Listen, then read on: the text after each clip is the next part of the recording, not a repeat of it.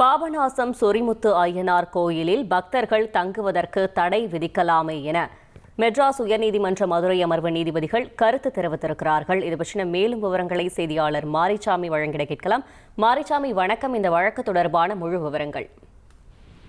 தாமிரபரணி ஆற்றில் கழிவு நீர் கலப்பதை தடுக்க உத்தரவிடக் கோரி அதாவது மெட்ராஸ் உயர்நீதிமன்ற மதுரை அமர்வில் வழக்கு தொடரப்பட்டிருந்தது.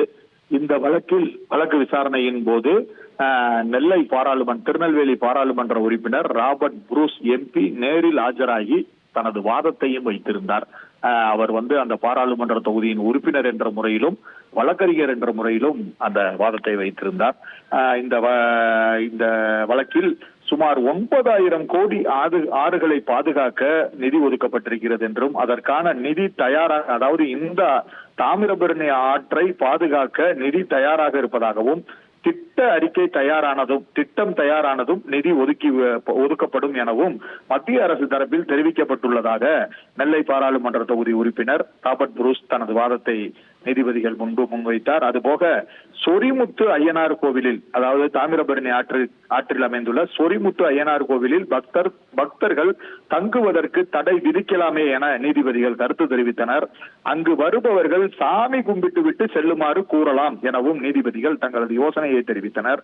மேலும் தாமிரபரணி ஆற்றை பாதுகாக்க திட்ட அறிக்கையை தயாரித்து ஒன்றிய அரசுக்கு அனுப்ப நீதிபதிகள் மாநில அரசுக்கு வலியுறுத்தியுள்ளார்கள். அதுபோக இந்த வழக்கு தூத்துக்குடியைச் சேர்ந்த காமராஜ் என்பவர்